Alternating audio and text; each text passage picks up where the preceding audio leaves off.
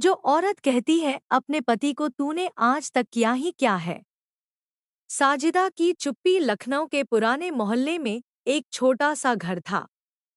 नीले रंग के दरवाजे और खिड़की पर टंगे फीके पर्दे के पीछे एक औरत रहती थी। नाम था साजिदा। उम्र कोई 38 साल की रही होगी। रंग गहवा, आंखों में थकान और दिल में वर्षों से जमी एक मायूसी। साजिदा के पति का नाम था यूसुफ, जो मोहल्ले की एक छोटी दुकान चलाता था, किराने की, जो ज्यादातर खाली ही रहती थी। वह मोहल्ला जानता था कि साजिदा कामकाजी है, घर घर झाड़ू पोछा करती है। 4 घरों में बर्तन धोकर जो कमाती उसी से घर चलता, जबकि उसका शौहर यूसुफ दिन भर दुकान के बाहर बैठे बीड़ी पीता और अल्लाह का नाम लेकर वक्त गुजारता। रात के खाने पर जब यूसुफ ने फिर वही सवाल दोहराया, आज क्या बनाया खाने में, साजिदा ने थाली रखते हुए जवाब दिया, जो कमाया है वही बनाया है। यूसुफ ने चिढ़ते हुए कहा, तेरा तो हमेशा का बहाना है, मर्द का घर में कोई वजूद ही नहीं। तभी साजिदा की आंखों से आंसू निकल पड़े। उसने गुस्से में कहा, तूने किया ही क्या है आज तक। शादी के बाद से लेकर आज तक हर दिन मैंने ही कमाया, मैंने ही झेला, मैंने ही संभाला। तूने सिर्फ शिकायतें की है और जिम्मेदारियों से भागा है। यूसुफ सन रह गया। भाग दो गुजरा हुआ कल। 20 साल पहले जब साजिदा की शादी हुई थी, तब वह सिर्फ 18 साल की थी।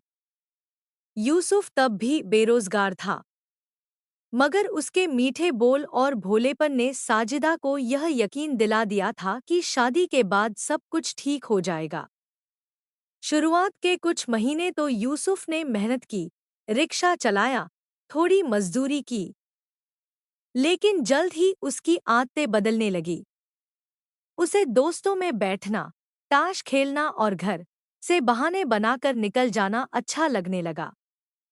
साजिदा तब भी चुप रही, क्योंकि उसे सिखाया गया था कि औरतें घर बसाती हैं, शिकायतें नहीं करती। जब पहला बेटा हुआ तब साजिदा को महसूस हुआ कि अब तो यूसुफ सुधरेगा, मगर यूसुफ ने उल्टा और जिम्मेदारियों से मुंह मोड़ लिया। बच्चे की दवा से लेकर दूध तक सब कुछ साजिदा ने ही किया। दूसरों के घरों में काम करके क्या आप चाहेंगे कि मैं यह कहानी आगे भागों में जारी रखूं? पूरी कहानी में हम दिखाएंगे साजिदा की सहनशीलता। पूरी कहानी में हम दिखाएंगे साजिदा की सहनशीलता और संघर्ष, उसकी पहचान की तलाश, पति के बदलते रंग और समाज का रवैया, और अंत में साजिदा का फैसला। फैसला क्या वह रिश्ते को तोड़ेगी या उसे नया रूप देगी? जो औरत कहती है अपने पति को तूने आज तक किया ही क्या है। भाग 3-5। पिछले भाग में साजिदा ने पति यूसुफ के तानों से तंग आकर पहली बार खुलकर कहा, तूने किया ही क्या है आज तक। अब आगे भाग 3। टूटती उम्मीदें। साजिदा की बातों से यूसुफ चौंक गया। वो औरत जो सालों से खामोश थी, आज उसे आईना दिखा रही थी। मगर यूसुफ की आदत थी जवाब में गलती मानने की बजाय उल्टा गुस्सा दिखाना। तो अब तू मुझे नीचा दिखाएगी, मर्द के खिलाफ जुबान चलाएगी। साजिदा ने थाली समेटते हुए कहा, मैं जुबान नहीं चला रही, हकीकत बोल रही हूँ। अगर आज भी तू कुछ करता तो मैं यह ना कहती। उस रात दोनों के बीच कोई बात नहीं हुई, लेकिन साजिदा की आंखों में नींद नहीं थी। वो सोच रही थी कि क्या वाकई अब औरतों को बस सहना ही चाहिए। अगली सुबह जब वो काम पर गई तो उसकी सहेली रुसाना ने पूछा, आज बड़ी बुझी बुझी लग रही है। साजिदा ने पहली बार किसी से अपने दिल की बात कही। रुखसाना, कभी कभी लगता है मैं औरत नहीं, बस एक मशीन हूँ। कमाने, पकाने, बच्चों को पालने और ताने सुनने की मशीन। रुखसाना ने उसका हाथ थाम लिया। तू अकेली नहीं है बहन, लेकिन अब हमें अपने लिए भी जीना सीखना होगा। भाग 4। नई सोच। रात में जब साजिदा काम से लौटी, यूसुफ फिर दुकान से खाली हाथ आया। उसने चुपचाप पानी मांगा। साजिदा ने थाली उसके सामने रख दी, लेकिन इस बार वह थाली में कुछ नहीं बोली। उसकी चुप्पी ही जवाब थी। अगले कुछ दिन यूसुफ ने देखा कि साजिदा अब कम बोलती है, लेकिन ज्यादा सोचती है। वह अपने बच्चों, 17 साल की बेटी हिना और 13 साल के बेटे अली की पढ़ाई पर भी अब खास ध्यान देने लगी थी। घर में किताबों की बात होने लगी थी। टीवी पर महिला अधिकारों की बहसें चलने लगी थी। यूसुफ ने यह सब देखा तो उसे चुभन होने लगी। एक रात उसने कहा, तू मुझे बदलना चाहती है क्या? साजिदा ने धीमे से कहा, नहीं, मैं अब खुद को बदल रही हूँ। मतलब अब मैं वो नहीं रहना चाहती जिसे तुमने सालों तक कमजोर समझा। भाग 5। पहला कदम। साजिदा ने शहर के एक छोटे एनजीओ से जुड़कर महिलाओं को पढ़ाना शुरू किया। अब वो न सिर्फ घर चलाती थी बल्कि मोहल्ले की औरतों की प्रेरणा भी बन गई थी। यूसुफ को यह सब बर्दाश्त नहीं था।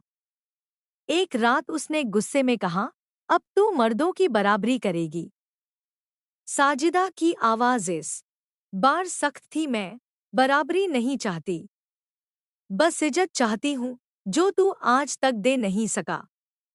यूसुफ ने फिर पूछा, तो अब क्या करेगी तू? साजिदा ने कहा, अब मैं खुद को जिंदा रखूंगी। मैं अब सिर्फ बीवी नहीं, एक इंसान भी हूं, और मुझे अपना वजूद चाहिए। क्या साजिदा अपने इस फैसले पर टिक पाएगी? क्या यूसुफ बदलेगा या रिश्ता टूटेगा? और क्या समाज उसे समर्थन देगा जो औरत कहती है अपने पति को, तूने आज तक किया ही क्या है? भाग 6-8। अब तक साजिदा अपने अंदर के दर्द और अपमान के खिलाफ खड़ी हो रही है। यूसुफ अब खुद को अकेला महसूस कर रहा है। भाग 6। हिना की चिट्ठी। एक दोपहर की बात है। स्कूल से लौटने के बाद हिना, साजिदा की बेटी, अपनी माँ के पास आई और एक कागज थमाया। अम्मी, आज स्कूल में मेरी प्रेरणा पर निबंध लिखना था। मैंने आपके बारे में लिखा। साजिदा ने कांपते हाथों से वह चिट्ठी खोली। लिखा था, मेरी अम्मी मेरी प्रेरणा है। वह सुबह 4 बजे उठती है, काम पर जाती है, थकती है, फिर भी मुस्कुराती है।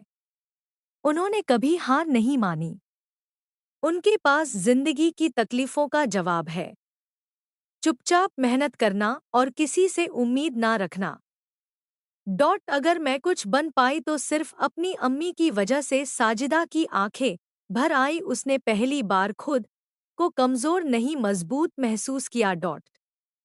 लेकिन वहीं एक कोने में खड़ा यूसुफ यह सब देख रहा था। उसे समझ आने लगा था कि वह क्या खो चुका है।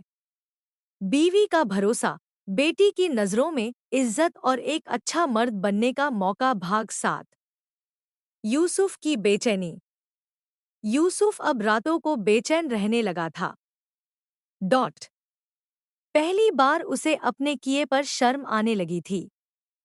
दुकान पर जाने लगा, कुछ माल भी लाया, लेकिन अब कोई भरोसा नहीं कर रहा था। पड़ोसी तंज कसते, अब चला है कमाने। अब बीवी जब छाव बन गई तो सूरज को धूप याद आई। एक दिन वो रुखसाना के शौहर कलीम से बोला, भाई, मैंने बहुत देर कर दी क्या? कलीम ने कहा, जब बीवी की आंखों में आंसू हो और उसका दिल पत्थर बन जाए तब माफी भी हल्की लगती है। यूसुफ ने घर आकर पहली बार साजिदा के सामने हाथ जोड़े। माफ कर दे, मैं बहुत पीछे रह गया। अब सचमुच बदलना चाहता हूँ। साजिदा की आंखों में कोई चौंकाहट नहीं थी, बस एक शांत जवाब। बदलने की शुरुआत माफी से नहीं, जिम्मेदारी से होती है। भाग 8। समाज की अदालत। अब मोहल्ले में चर्चाएं थी, देखो साजिदा अब मर्द को भी सुधार रही है। कुछ औरतें उसे उसे सलाम करती थी, कुछ उसे जलन की नज़र से देखती थी। एक दिन मौलवी साहब ने बुलाया, बेटी तू अपने घर के मर्द के खिलाफ माहौल बना रही है, मर्द तो कुआम है, औरत को तो सहन करना चाहिए। साजिदा ने पहली बार तेज आवाज में जवाब दिया, सहन करना तब तक ठीक है जब तक इंसानियत जिंदा हो, मर्द कुआम तब होता है जब वह घर का सहारा बने, बोझ नहीं। मौलवी साहब चुप हो गए। क्या अब यूसुफ वाकई बदल पाएगा? क्या साजिदा के लिए समाज नया रास्ता खोलेगा या फिर ताने ही रहेंगे? और क्या हिना और अली को एक बेहतर पिता मिलेगा? जो औरत कहती है अपने पति को तूने आज तक किया ही क्या है। भाग 9-12। अब तक साजिदा अपने अधिकारों और आत्मसम्मान की लड़ाई में न सिर्फ अपने पति बल्कि समाज के सामने भी खड़ी हो गई है।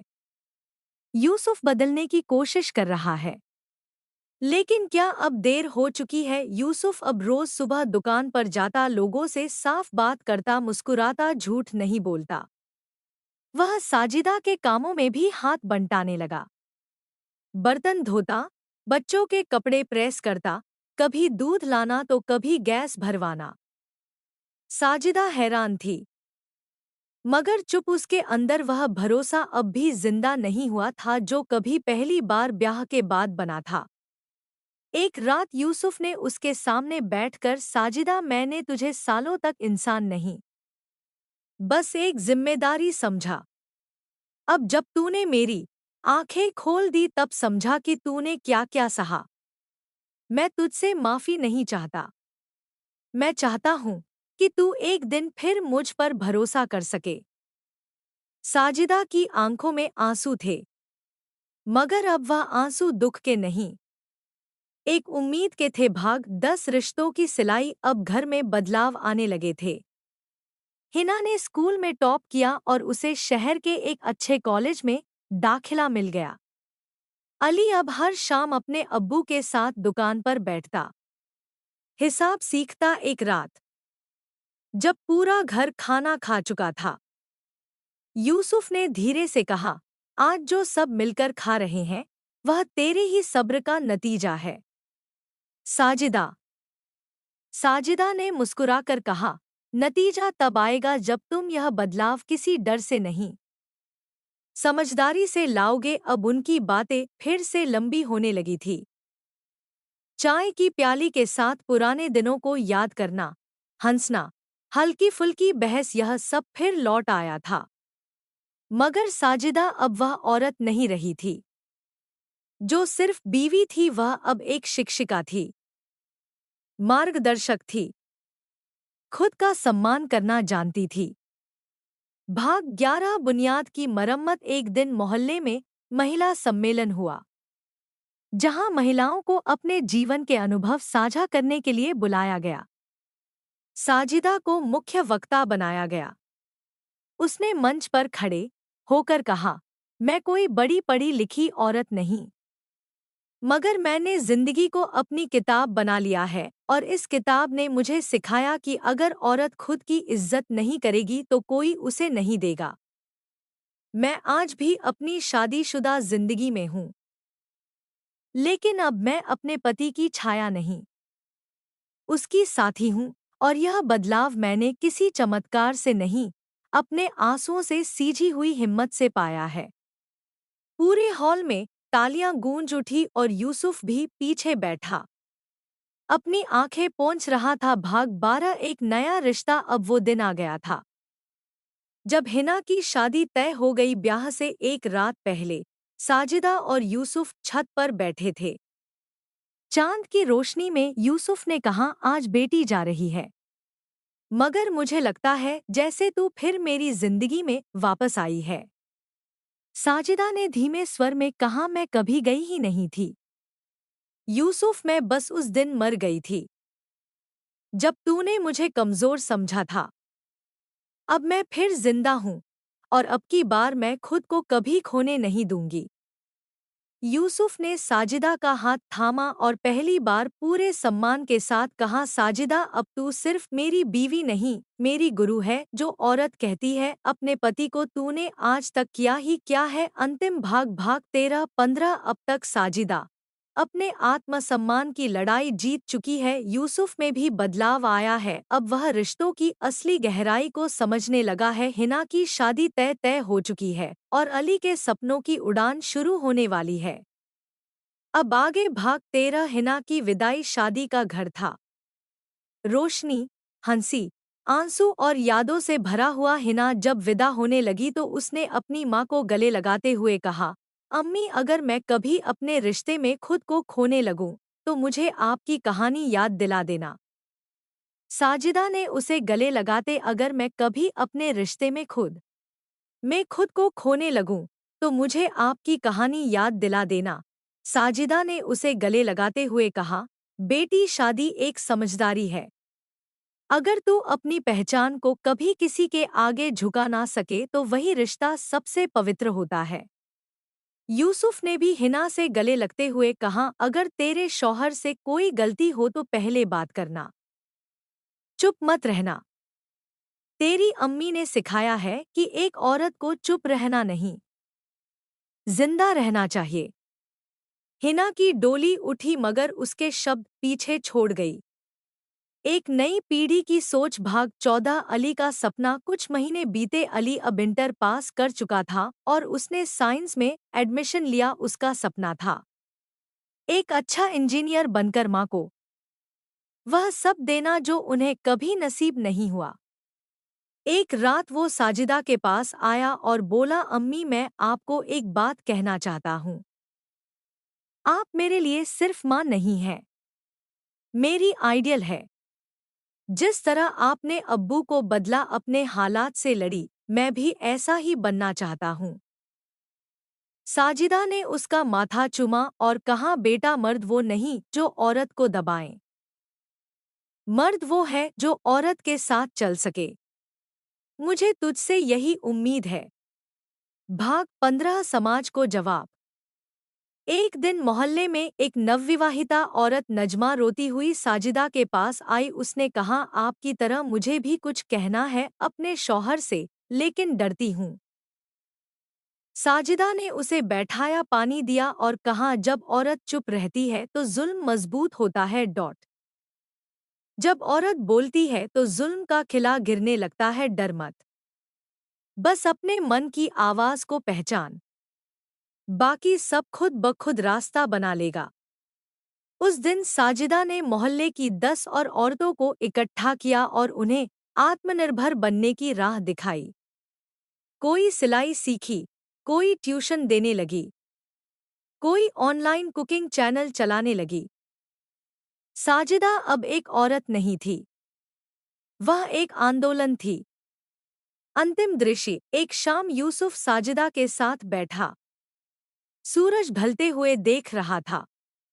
उसने साजिदा से कहा, सालों पहले जब तूने मुझसे कहा था तूने आज तक किया ही क्या है, तब मुझे लगा तू मेरी इज्जत नहीं करती। अब समझ आया कि तू मेरी इज्जत करना चाहती थी, पर मैं खुद को उस लायक नहीं बना पाया था। साजिदा ने मुस्कुराकर जवाब दिया, तूने कुछ नहीं किया था, यह सच है, मगर अब जो कर रहा है वो तुझसे हर औरत को उम्मीद है। दोनों साथ बैठे रहे। अब एक नई नई शुरुआत के साथ कहानी समाप्त। संभावना, हिम्मत और बदलाव की यह कहानी सिर्फ एक साजिदा की नहीं, हर उस औरत की है जो अपने वजूद को ढूंढ रही है। हर उस मर्द की भी जो खुद को समय पर पहचानना चाहता है।